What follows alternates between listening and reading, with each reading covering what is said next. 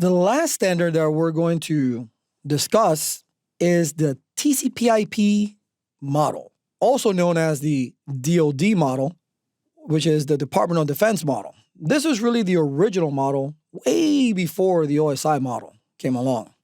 And what you really need to know for the certification exam is how the OSI maps over to the TCP/IP or vice versa.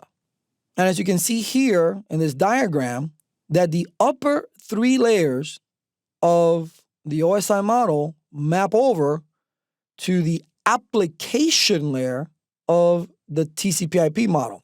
So with that said, anything that happens in the application layer, such as HTTP, FTP, right, the data or the presentation that deals with formatting, encryption, session layer, that's dialog control.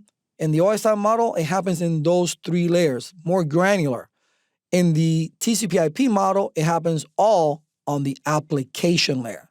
So if you know your OSI model and what works, then you know what will work on the application layer in the TCP/IP model once you know the mapping. So that's one thing you need to focus, because a lot of networking exams do ask you that. What layer maps from the OSI to the TCP/IP or vice versa? So you need to know that. The transport is pretty much straightforward. The transport at the OSI will map straight over to the transport on the TCP/IP. On the TCP/IP model, though, there's another name that they call the transport layer, which is host to host.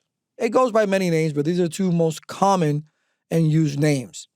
We go down to the OSI model's network layer.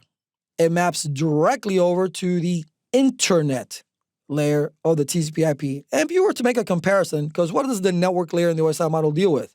It deals with IP addressing, deals with routing protocols, deals with routers, right? Packets. So these are things that happen on the internet. So it makes sense that it will map over directly to that. And then the last two layers of the OSI, the data link and physical, deals with the network layer of the TCP/IP. Very simple.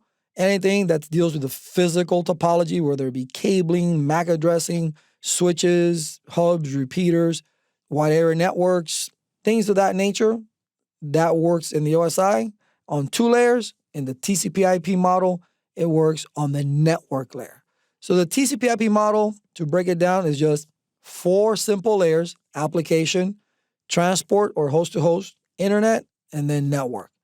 And again, just know how they map over to the OSI model.